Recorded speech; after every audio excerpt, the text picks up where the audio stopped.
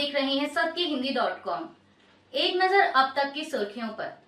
चुनाव प्रचार करने पश्चिम बंगाल पहुंचे प्रधानमंत्री मोदी ने संदेशखाली घटना को लेकर राज्य की ममता सरकार को निशाने पर लिया है।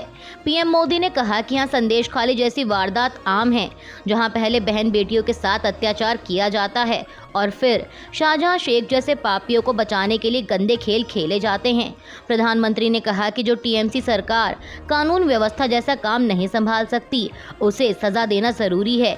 टीएमसी की सारी राजनीति वोट बैंक के लिए है। पीएम मोदी ने आरोप लगाया कि टीएमसी ने पहले असंवैधानिक तरीके से 77 मुस्लिम जातियों को ओबीसी घोषित कर दिया था, लेकिन अब जब हाईकोर्ट का फैसला आ गया तो इनके किए कराए पर पानी फिर गया। उन्होंने कहा कि हाईकोर्ट का फैसला तो इन्हें मानना पड़ेगा, लेकिन फिर भी मुसलमानों को खुश करने के लिए टीएमसी सरकार ये कह रही है कि वो हाईकोर्ट का फैसला नहीं मानेगी।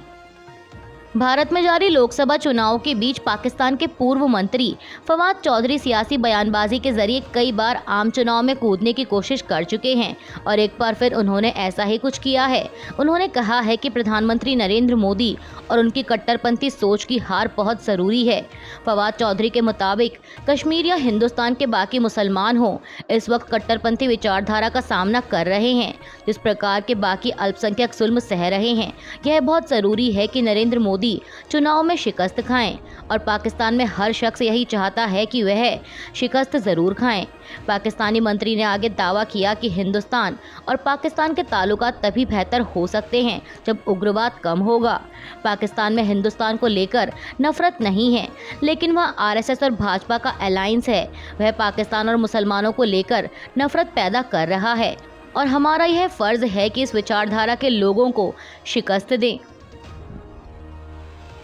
पाकिस्तान के पूर्व मंत्री इतने पर ही नहीं रुके। उन्होंने आगे कहा कि वह समझते हैं कि इंडिया के वोटर बेवकूफ़ नहीं हैं। पाकिस्तान से ताल्लुकात बेहतर हों और हिंदुस्तान एक प्रोग्रेसिव मुल्क के तौर पर आगे बढ़े, इसमें भारतीय वोटर का फ़ायदा है। इसके लिए नरेंद्र मोदी और उनकी जो कट्टरपंथी सोच है उसकी शिकस्त होना बहुत ज़रूरी है। जो भी उन्हें हराएगा, चाहे वह राहुल गांधी हो, अरविंद केजरीवाल हो या फिर ममता बनर्जी, उसके साथ हमारी शुभकामनाएं हैं। बता दें कि फवाद चौधरी की यह टिप्पणी प्रधानमंत्री मोदी के उस बयान के बाद आई है जिसमें उन्होंने IANS को दिए इंटरव्यू के दौरान दिल्ली के मुख्यमंत्री और राहुल गांधी को पाक के पूर्व मंत्री फवाद चौधरी की ओर से मिल रहे समर्थन पर कहा था कि यह जांच का विषय है। हालांकि आपको बता दें कि अरविंद केजरीवाल ने चौधरी के समर्थन पर दो टूक कहा था कि यह भारत का आंतरिक मामला है, आप अपने देश को संभालिए। प्रधानमंत्री मोदी ने अपने एक हालिया चुनावी भाषण में विपक्ष को घेरते हुए कहा था कि वे गुलाम बने रह सकते हैं और अपने वोट बैंक को खुश करने के लिए मुजरा कर सकते हैं। पीएम मोदी के इसी बयान की विपक्ष द्वारा कड़ी आलोचना की जा रही है और अब इसी कड़ी में AIMIM प्रमुख असदुद्दीन ओवैसी ने भी प्रधानमंत्री मोदी पर पलटवार किया है। उन्होंने कहा कि जब 133 करोड़ जनता के पीएम नारी शक्ति पर 33% महिला आरक्षण की बात करते हैं, ये इनकी जुबान से निकलता है। ओवैसी ने तंज कसते हुए कहा कि जब चीन ने कब्जा किया तब क्या ब्रेक डांस कर रहे थे, गौरक्षक के सामने उनके साथ भांगड़ा कर रहे थे। ABP न्यूज़ से बातचीत के दौरान ओवैसी ने कहा कि चुनाव जीतने के लिए महिलाओं का अपमान क्यों। पीएम मोदी कभी मुजरा कह रहे हैं, कभी घुसपैठिए तो कभी जिहादी कह रहे हैं।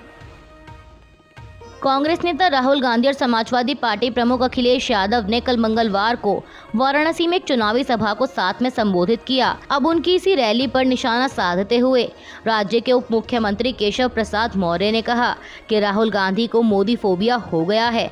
उन्हें सोते जागते दिन रात हमेशा पीएम मोदी दिखाई देते हैं। मोदी नाम ने उन सबको व्याकुल कर दिया है। डिप्टी सीएम ने कहा कि उनके हाथ से सत्ता चली गई और कभी उनके हाथ में नहीं आने वाली, इससे दोनों शहजादे परेशान हैं। उन्होंने कहा कि समाजवादी पार्टी और कांग्रेस का गठबंधन शून्य पर आउट हो रहा है।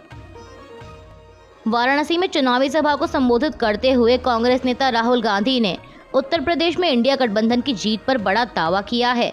कांग्रेस नेता ने राज्य की सभी 80 लोकसभा सीटें जीतने का दावा किया।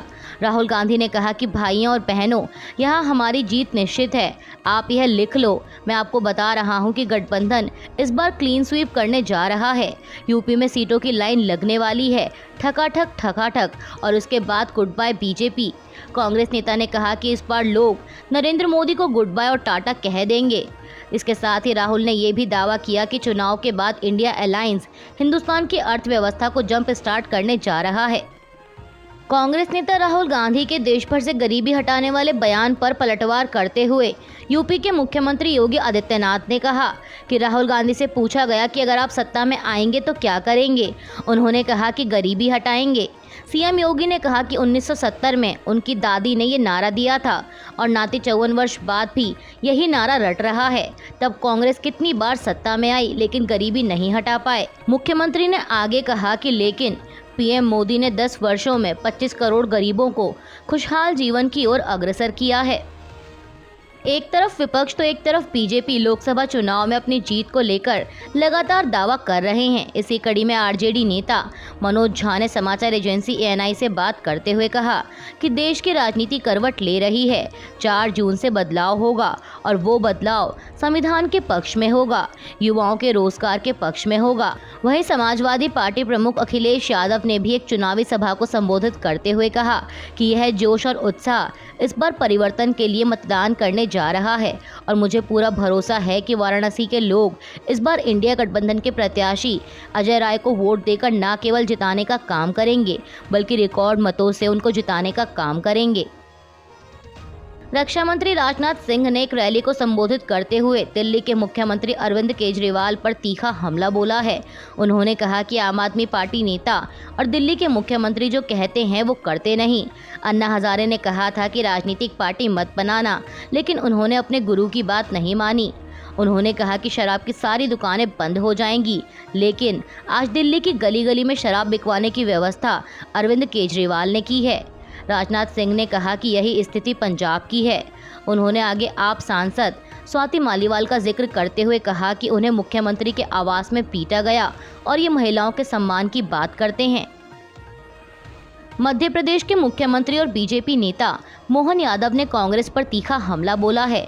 उन्होंने समाचार एजेंसी पीटीआई से कहा कि राहुल गांधी प्रधानमंत्री बनने का सपना देख रहे हैं, लेकिन आपके पास हिम्मत नहीं है। मोहन यादव ने सोनिया गांधी का जिक्र करते हुए आगे कहा कि यहां तक कि आपकी मां, उनमें भी इतनी हिम्मत नहीं है। आप अपनी सीट अमेठी से हार गए और आपकी मां ने उस सीट से लड़ने से इनकार कर दिया। मुख्यमंत्री ने कहा कि वे डरे हुए हैं, इसीलिए वे अब रायबरेली आए हैं। भारतीय चुनाव आयोग ने लोकसभा चुनाव के छठे चरण में कितना फीसदी मतदान हुआ इसका डेटा जारी कर दिया है। चुनाव आयोग के मुताबिक छठे चरण में 63.37% मतदान हुआ। आयोग ने कल मंगलवार शाम बयान जारी कर इसकी जानकारी दी। बता दें कि छठे चरण में 8 राज्यों और केंद्र शासित प्रदेशों की 58 लोकसभा सीटों पर वोट डाले गए थे। वहीं अब केवल 7वां यानी अंतिम चरण बाकी है, जिसमें 1 जून को 57 लोकसभा सीटों पर वोटिंग होनी है। इसके बाद 4 जून को चुनावी नतीजे घोषित होंगे। इजराइल के रफा में किए गए ताज़ा हमले में 45 फिलिस्तीनियों की मौत हो गई, जबकि दर्जनों लोग घायल हुए। जहां एक तरफ इस्लामिक देशों के संगठन और कई अन्य देशों ने इजराइल के इस हमले की कड़ी निंदा की है, तो वहीं खबर सामने आ रही है कि अमेरिका का कहना है कि वह इजराइल द्वारा रफा में किए गए इस हमले को बड़ा हमला नहीं मानता। मीडिया रिपोर्ट्स के मुताबिक यह बात व्हाइट हाउस के प्रवक्ता जॉन किर्बी ने कही है। दरअसल पत्रकारों ने जब उनसे इजरायली हमले पर सवाल किया तो इस पर जॉन किर्बी ने कहा कि रविवार को हुए हवाई हमले, जिसमें मरने वाले ज़्यादातर बच्चे, महिलाएं और बुजुर्ग थे, वो भयानक घटना है। उन्होंने कहा कि किसी भी बेगुनाह की जान नहीं जानी चाहिए। किर्बी ने आगे कहा कि हमें अब भी लगता है कि रफा में बड़े पैमाने पर ग्राउंड ऑपरेशन की ज़रूरत है और हमने अब तक यहाँ बड़े स्तर पर ऑपरेशन देखा भी नहीं है। अभी के लिए बस इतना ही। बाकी की खबरों के लिए जुड़े रहिए सत्यहिंदी.com के साथ।